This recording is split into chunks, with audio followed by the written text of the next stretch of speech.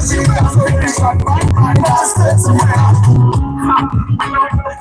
tell you that, she walks away, she knows. That's why she say every time. Until I want it is empty. Okay, man. Tasha.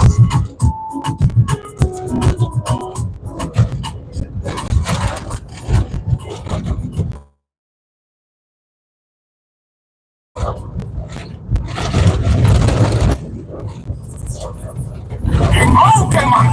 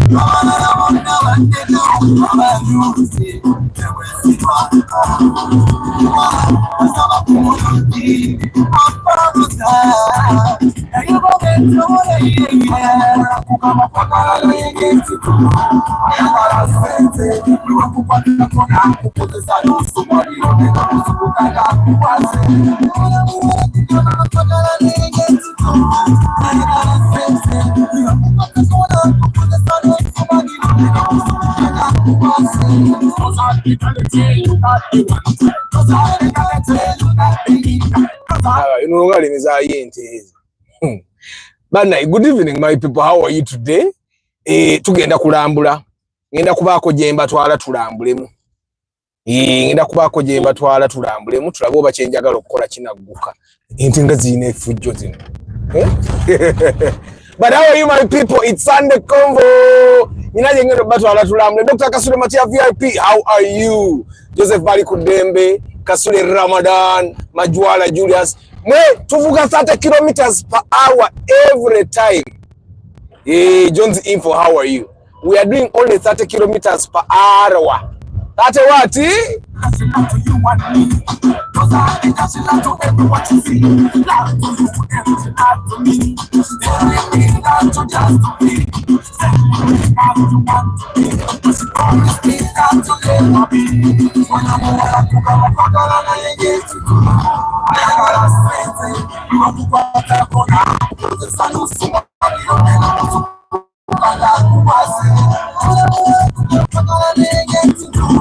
Ayagala sente.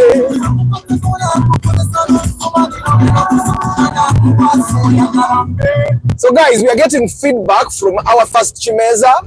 Of course, we are making it better. I've already received a ton of feedback. Yeah, a number of people have given me feedback, and next Friday will be a better.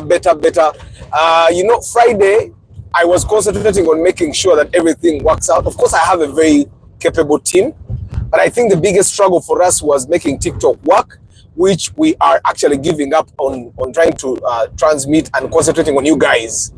I'm concentrating on YouTube. TikTok will be a minor thing for us, but next Friday is definitely going to be better.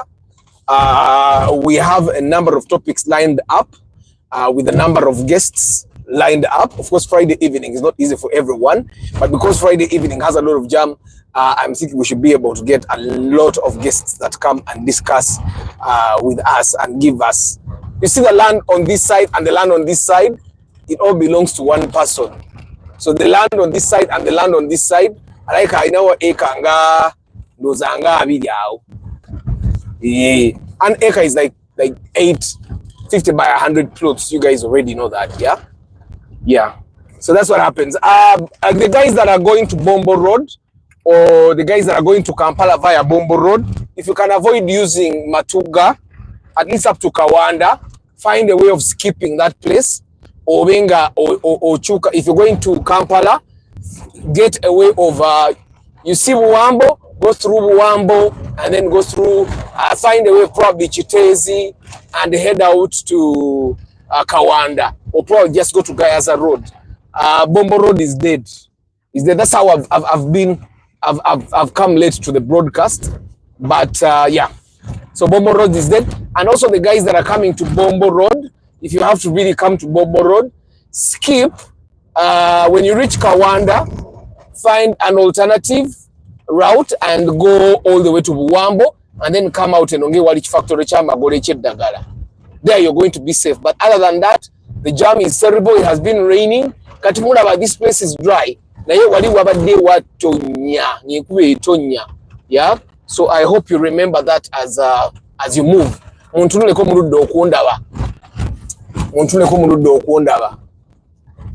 Yeah, this is me. Yesterday I missed the. And guys, have you ever in mysterious ways? For the guys that believe that God exists, God works in mysterious ways. Do you know how you miss an important detail because you're too busy? Delegations should be something. You need to delegate each of the tasks that you have been doing to an independent person. For the guys that own businesses, each and every, like if you're a business owner and you have been doing like 10 things at once, because it's your business, it's very easy for you to keep tabs. Now, when you start delegating and you're taking away a bit of work from yourself and you realize you're really, really, really busy, I would definitely recommend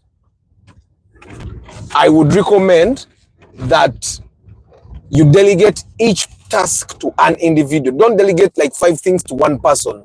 No, delegate one task to one individual, one task to one individual, one task to one individual, one task to one individual.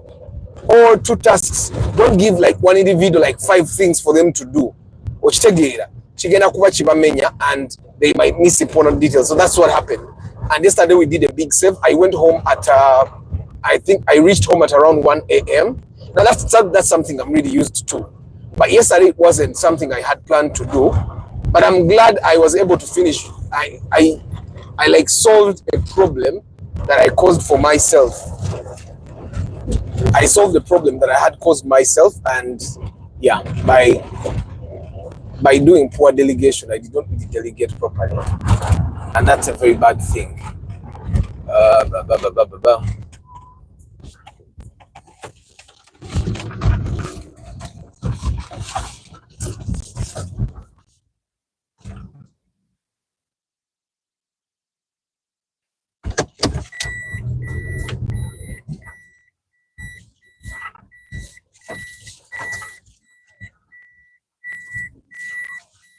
Right.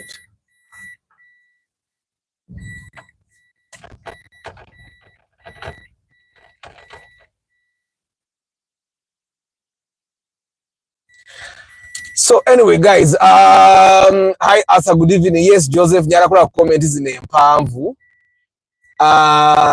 What have I missed? What missing Echimeza, the first episode of Echimeza. John's info, yes. Godfrey Tambala. Joshua Eden Farm. Is 30 kilometers per hour only to be drove when in town or throughout.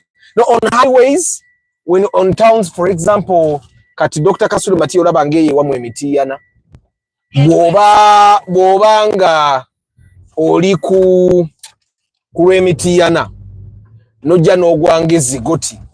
Now that town, you will be doing 50 kilometers per hour, yeah? But bobera in Mitiana town, na motambulira mukubo, because the highway is the one that goes to Mubende. But if you enter Mitiana town, oba munda makuba malaga Mitiana town, there you're supposed to be doing 30 kilometers per hour. Kaya ukagenze mu kumachaliro oba chechiko, something is knocking somewhere. Ukawulira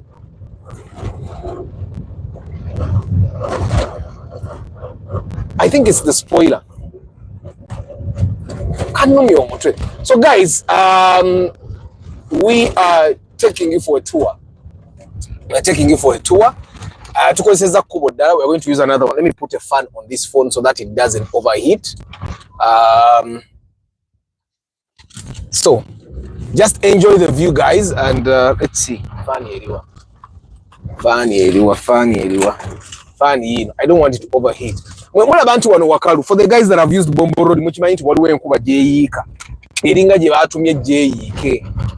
So 30 kilometers per hour is for majorly access roads and those small roads ezingira mu town katinga kano okalaba me I'm doing 30 kilometers per hour. There is no way I would do more than 30 kilometers per hour. I'm a law abiding citizen. So on roads like this, you definitely need to be. Of course, my YouTube has effects. Avuga more than that, but don't worry. I'm law abiding. So guys, for guys that saw the Chimeza, I know there were a bit of hiccups here and there, but nimukuteka fun guys. So how would you recommend? Okay, let me just. Church to say.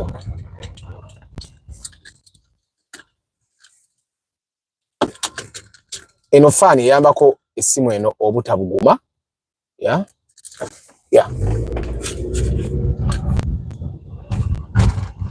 Twakulabe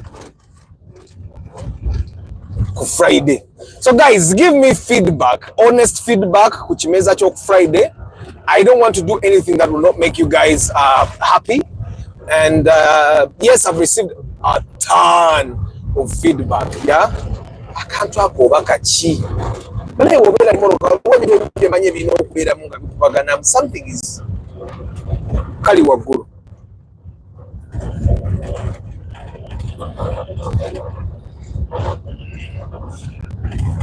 Mulaba korasi mvanga mugati tukoze makubo. We have made roads tukoza makubo.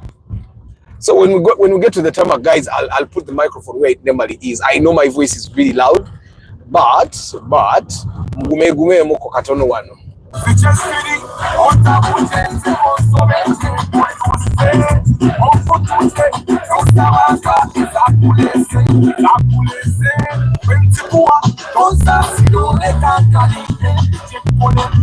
Yes, Chamade Hannington Uganda cha Muganda wangi. Forza cars for you, how are you? Kansubire mwe bagayi muri bulungi. Mwagenze ku church, Starch events, how are you? Ono Ligeria, how do you spell that name? Keith, how are you? The Chimeza was perfect. It was really good. Presentation being, it was the first episode. We are grateful. I mean, guys, I still want a lot of feedback from you guys. We want to make the Chimeza better. Yeah, we want to make the picture on YouTube was good. Okay, we had a few glitches that we have to fix, but the picture on YouTube seemed to be okay. The picture on YouTube seemed to be very fine. It's the TikTok that has a lot of challenges. You know, TikTok is making sure that you cannot stream using third-party software. Something that YouTube allows. Something that YouTube allows.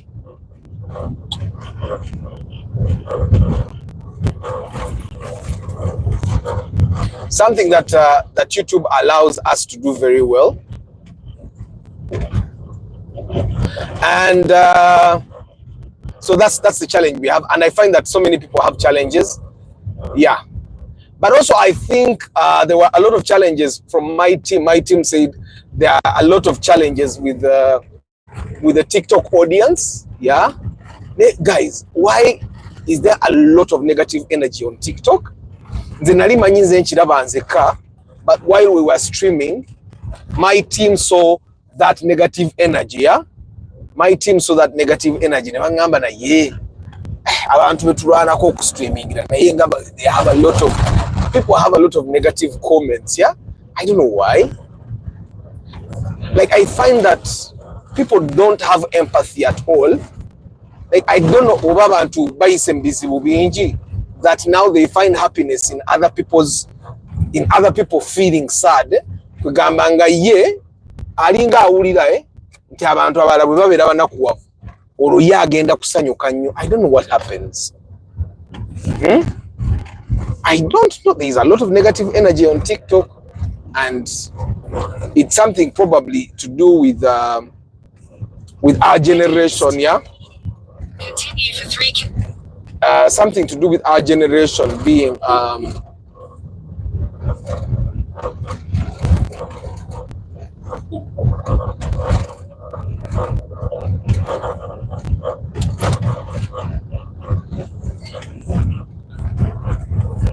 it's something to do with with our generation, and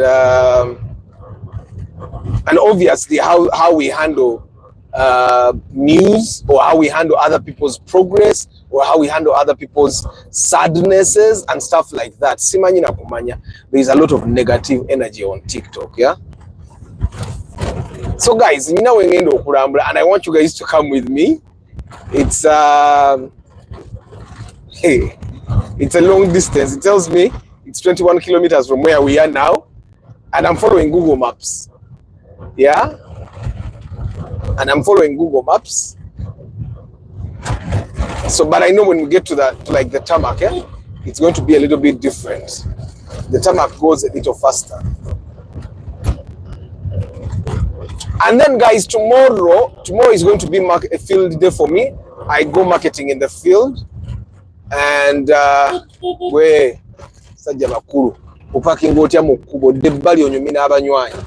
so tomorrow is field day. So tomorrow's broadcast is going to be in the evening. Yeah, tomorrow's broadcast is going to be in the evening at 5 p.m. field worker wange. So I'll do the broadcast as I come back from the field.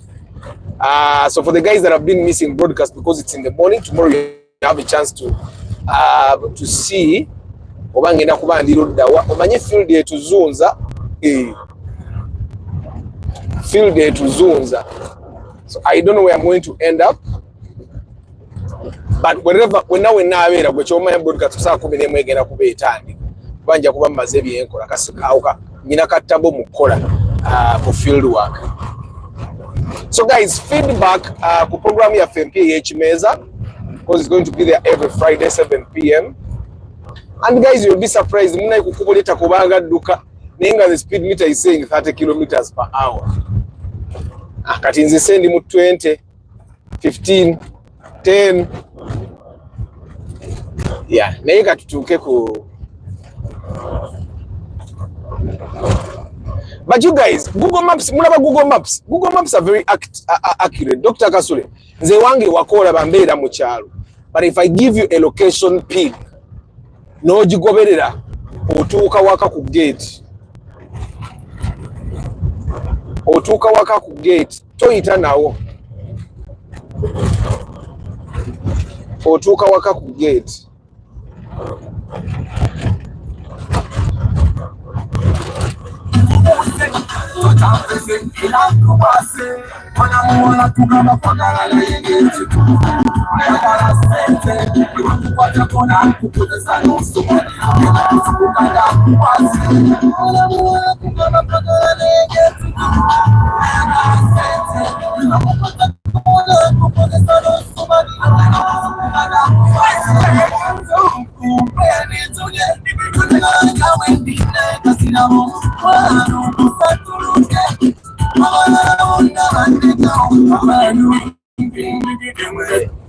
Omukadde atudde ku boda ndabye nga ayagala kugwaveeka alabe emmoloka ebagoba.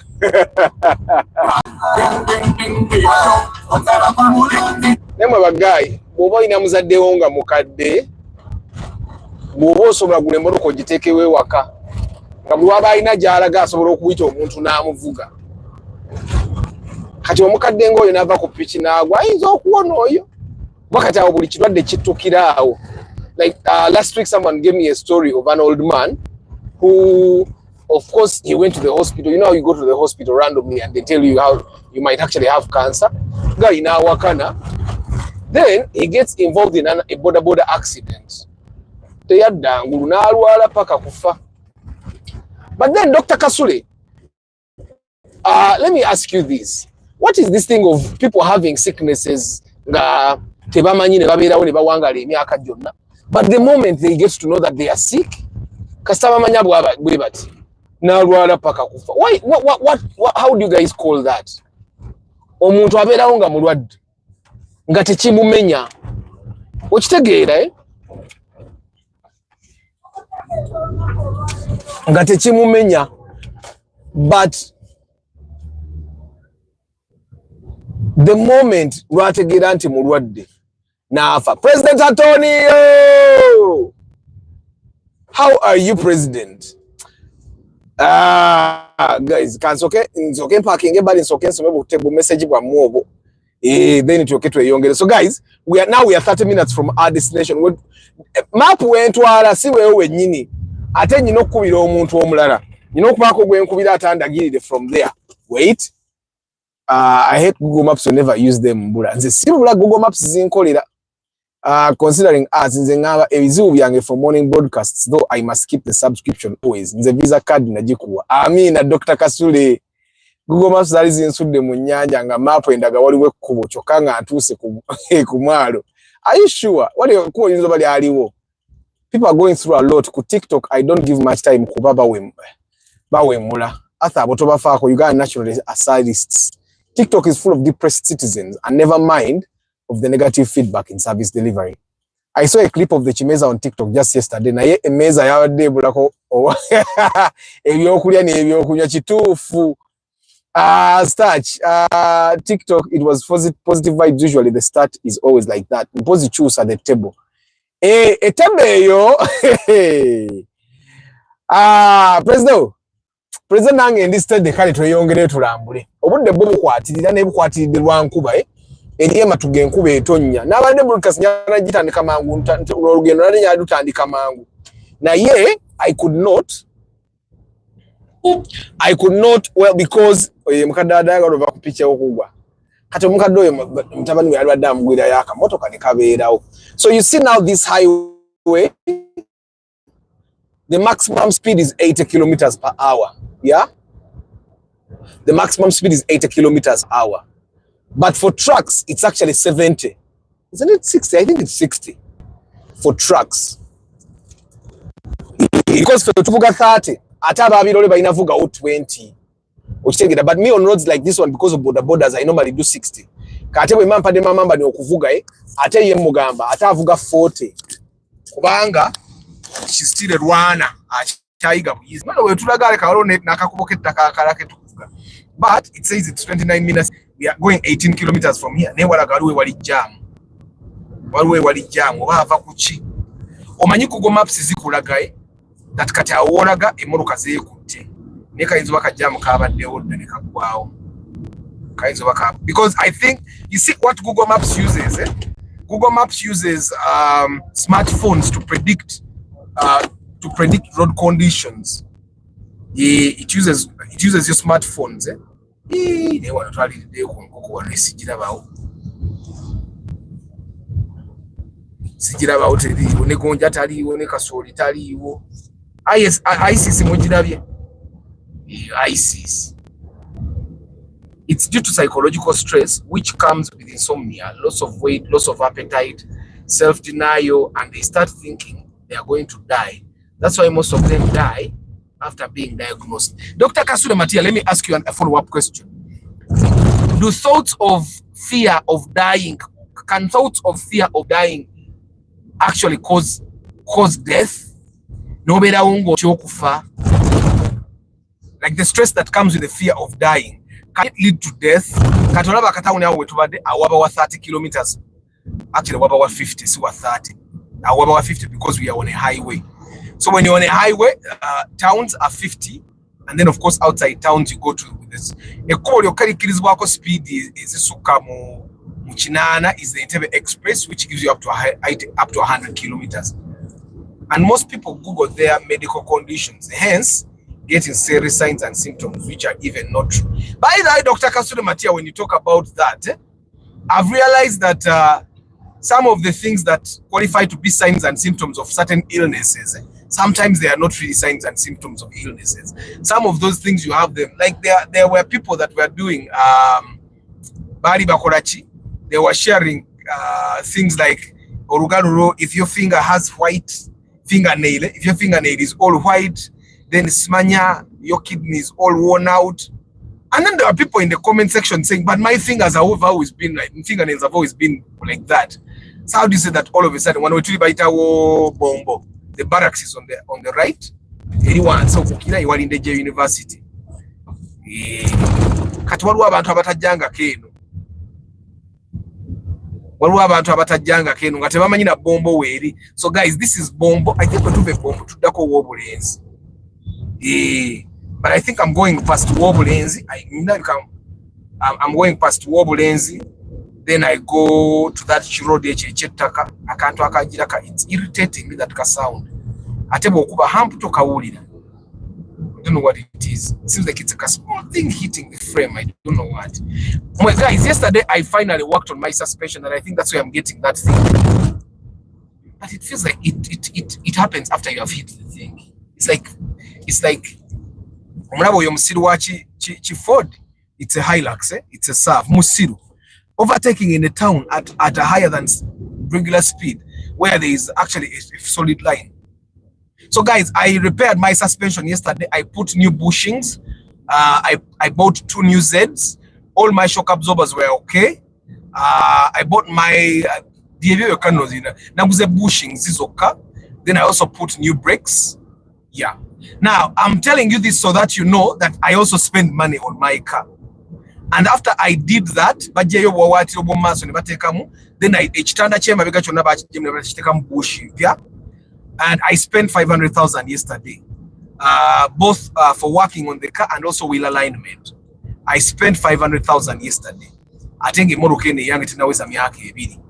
and I can tell you, owe moroke nkadde esinga ku yange aba spending a sente nyingi okusinga kunze, because owe moroke nkadde esinga ku yange nze sajje ball joints were okay, the steering, the end racks, the end rods were okay of the steering rack, and with so many cars those would be fried. So you have to buy the ball joints, that if they check ngane shocks so full, then that's also a different story. But me, because it's just bushings. Why I bought 2 Zs was because one of the Zs on my car, yes, I did driver yabadde for. So I said, why am I buying 1 Z? Can we Z really take him? Nenkola bushings them abega netekamu emitwalo 5. So the next time you spend 500,000 on your car, don't feel bad. And every time you work on your suspension, guys, do wheel alignment. You don't have down and wheel alignment. For the guys that don't know, let me brief you. Mulaba Ruby say ya eyoku Bombo Road. What waba abantu abatunda emipira babakola service abo. Mugende bagenda bawa other discounts. And most of the people that have done inspection for babade bakolira was service. Ruby eri ku Bombo Road. Eri ku Bombo Road. Bobogenda kola wheel alignment, bogenda yo ne Arthur ne coding obagamba Arthur yansindise wheel alignment owo agenda kubera cheaper than other people. Gwe botuka bagambi Arthur yangame mu mpe rate ye. Yes, nze nabaga ngenda baletire bya kabi. And then that's normally the place where I recommend that you do service from. Now, in Nakuzino, that's where I recommend. I'm not going to tell you what oil they use, but genda yo, you can always tell them Arthur yangame is jenkole one service, that you guys would know what oil I put in my car. They will check if the oil, if they'll definitely tell you that, you know what, oil si abadde ino genda but bamuteekamu dda tukume oba kati now tuyingidde ka town. So here we are supposed to be doing 50 kilometers per hour. Kati wano we wali dinesomero bayita Janani kati St. Peter's yeno Janani eri wali maaso. So guys, I have a special deal on wheel alignment. And then they can also give you discounts. Boko is a code Arthur. And they have not paid me a single shilling, but I just think wheel alignment is now we do 30 because this is a school zone. AC suspension. Akakantu bobonga okawulira ngo oyita kwoko. Okawulira akakantu. I don't know what that is, but it's something else. What is that? It irritates. There are sounds that really irritate. If it was the suspension, then it would be. It's like there's something. Akaringa akatanywedde. Eringa spoiler ye morokeno. My car has a spoiler. Right? My calling it my car. It's Mama Aban's car. Iranze nze gwe mulaba wano moroka nvuga ya mukazi. Stress kills more than diseases. Okay, guys. I'm going to read Dr. Kasule Matias' comments for the people that are not in a position to read. Zebana abantu abavuga bati mbagala nnyo sivaayo. Mbagala nnyo. Ojja mala nnyabo ate kajazze mu line. So anyway, guys, Dr. Kasule Matia has some advice. Now, Dr. Kasule Matia, what do you recommend? Because stress clearly kills. What do you recommend? Should we go for tests or to be vehicle? Because it seems like if I don't know that I have these Alzheimer's, if I don't, then I'll be okay. Let's say and stuff like that. And their illnesses is kanga, which is why, guys, you need to protect yourselves from hepatitis B, from HIV, from diabetes, from high blood pressure. Is in what days is it will be? Actually, one way is janjabika, but I find that high blood pressure is bad. High blood pressure is really bad. So, guys, this is Bombo Road for the people that don't know. I'm sure there are people that don't know.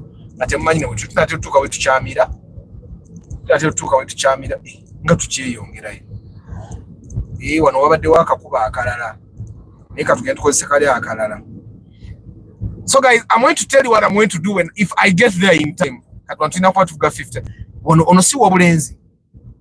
Guys, this seems like it's wobbling. It is wobbling. This seems katikam. This is not wobbling. This is katikamu ya ono maiko chintu yani yesimbiyo atali munupu wano baitaho katikamu. I'm sure this is wano nabo bachaitaho kalule. This is still kalule. So in towns like this on a highway you're supposed to be doing 50 kilometers per hour. Ingire kubo mzee.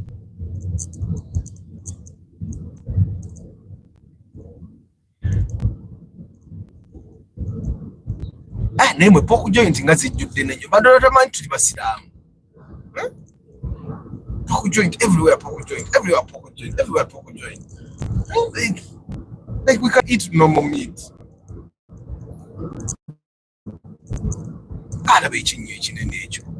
So anyway, guys, I read Dr. Kasule. Dr. Kasule, nkuze ekibuzo ndozo ogenda kukiddamu.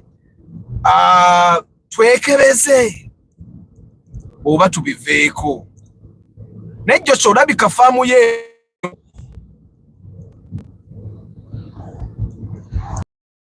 faamu yo erabika eri eno.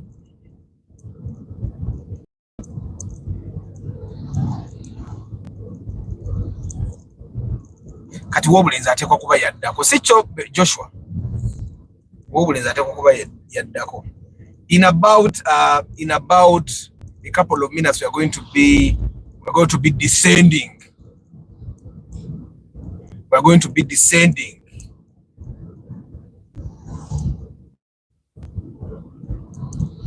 And then there is a place where I'm supposed to reach. And then I call the person that is supposed to take me from there and I get in it.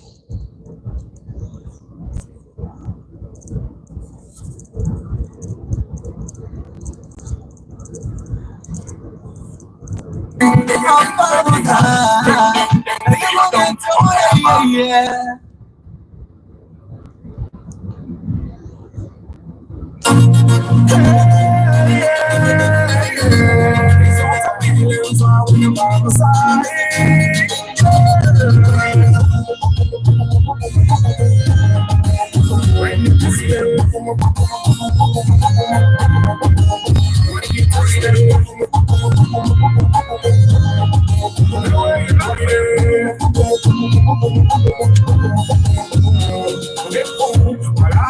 mutima kwange situma to make my life easy to find out what I like to papa when I'm not the time today you be the book music mira inamezi tuana kwetu tulia to what you go to the table to my days and kila tulipe me baby girl you will rock with me keep me by my side you will stuck with me it's what I'm feeling type when you're by my side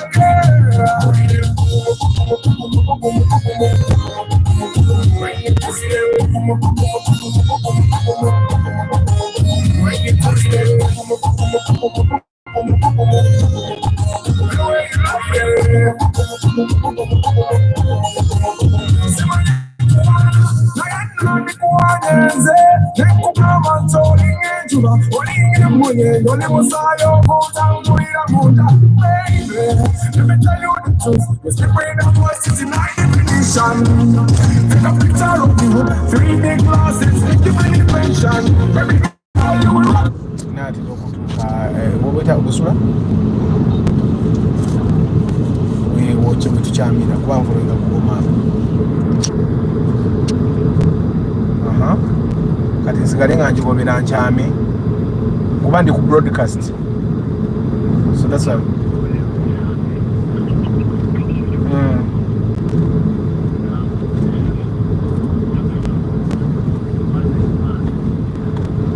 gwansoseeyo ddaye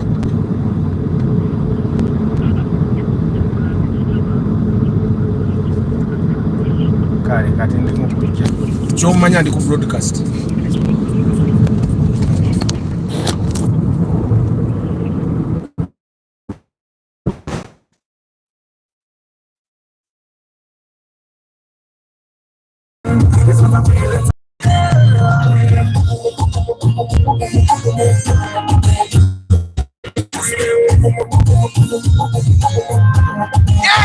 Yes, we are great. We are almost at our time.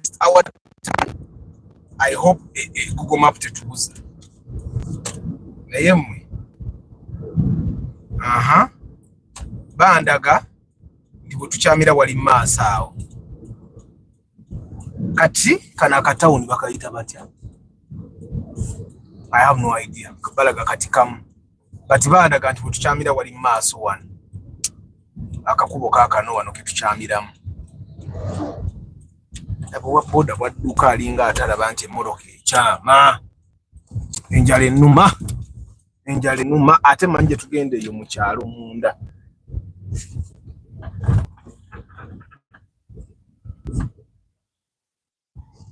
Ate obunyama buno obw'oku street mubulaba. Obunyama bw'oku street nze bwendabyo bulinga obukadde. Kati katugende tulabe ate wali ndabyo amenvu ngayitako.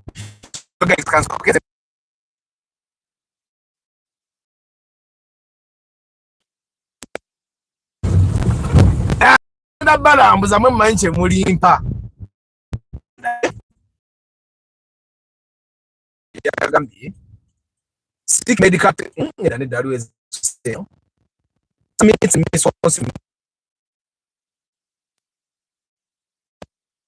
The condition and then it kills before. In fact, some die due to stress, not the condition they are diagnosed with. And some myths are misconception in our community. We should always seek medical attention from medical personnel, not from Google, because Google gives you general symptoms, which some people consider right before even going to the hospital.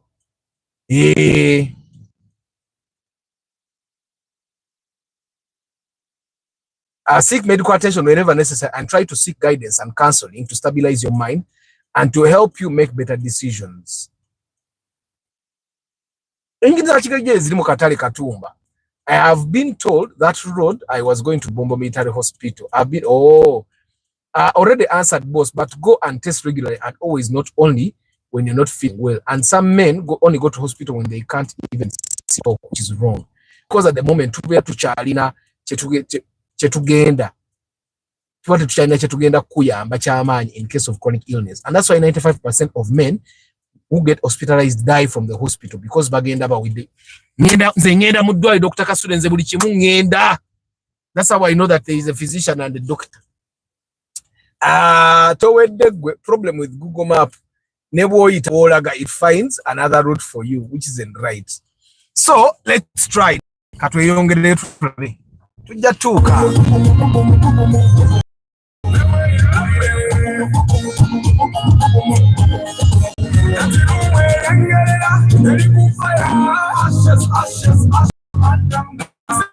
So those are 5 kilometers to get to our destination. You guys are going to be surprised. You guys are going. I have a surprise for you, Mugenda Kuraba. So 5 kilometers. It says that in 11 minutes to get up to tools. And on Dr. Kasule Gwadabuza, on roads like this one, this is where you're supposed to be doing 30 kilometers per hour. On roads like this one. In Wasimba Miti,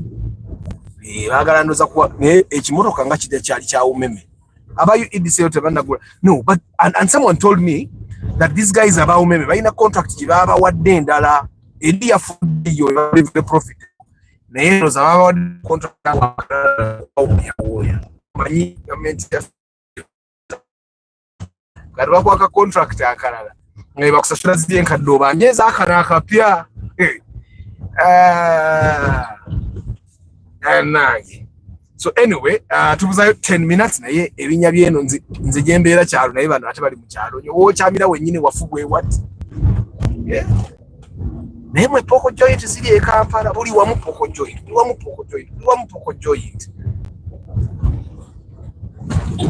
vai abantu beno balwawo n'okulaba emmoroka batambulira mu kkubo wakati.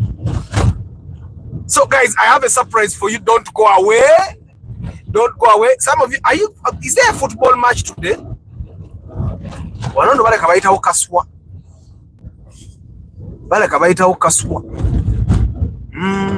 I've never been to this place. Katelo poko joint ya kumeka. Niyo ne poko joint. Chiraika katonda ali mu kungamba ndiye kupoko. And guys, there is something I want to come from you guys. I've had it. Traditionalists bagamba mbu emizimu n'amajini tebisembera wali mbizimbu era abantu abali ennyo poko mutebalumbibwa mizimu bibi. Nze nali manya emizimu gitya mbizi namu naye mbu emizimu gita n'embizi efumbiddwa. I have a friend of mine yagamba siita wiki nga siridde ku mbizi, and then there is a time we went for a burial and then a chick came and said kangende ndye ku mbizi ngoba emizimu. Is that true or it's just a theory? 4.3 kilometers to go. Naye mwezi n'enguudo zeno ngambi. Why twatwogera ku nguudo embi naye naaludde okulaba oluguudo? This is too much. Moloka yange nakagikola suspension. Ne muwire moloka enkola ya suspension bwevuga.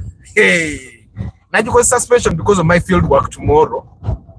Normally that field work njenkola. Ntole jukola like 3 times a year. Ndiro kundeta suspension yange byamaanye nnyo.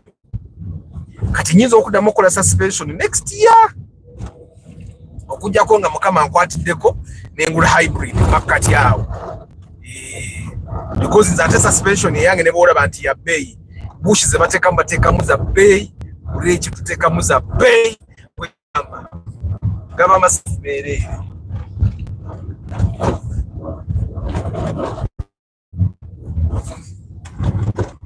Amazima gatisituukangayo niyo balaba n'abantu beno bakatandika okufuna amasannyalaze. Ezo wayo oziraba nga zikyali mpya n'emiti ogiraba nga bakagisimba.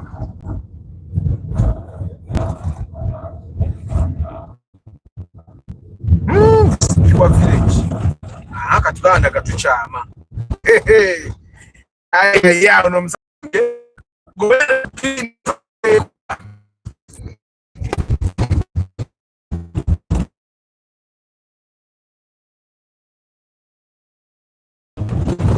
Kusaku SS chame kufiye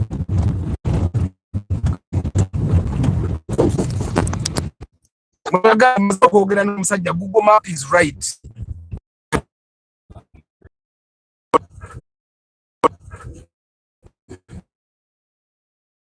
There is a national water station here. One national water.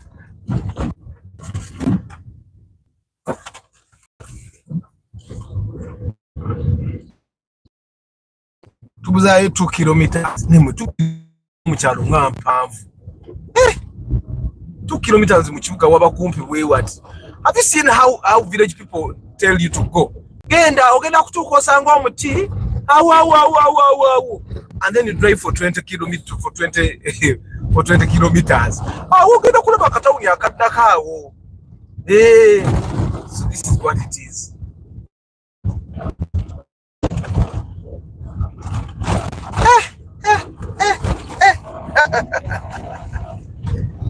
I know what I'm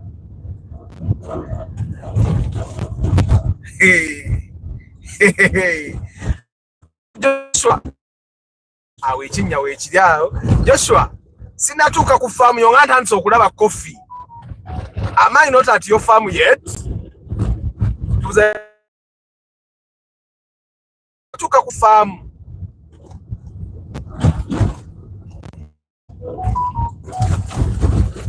sinatuuka ku faamu yo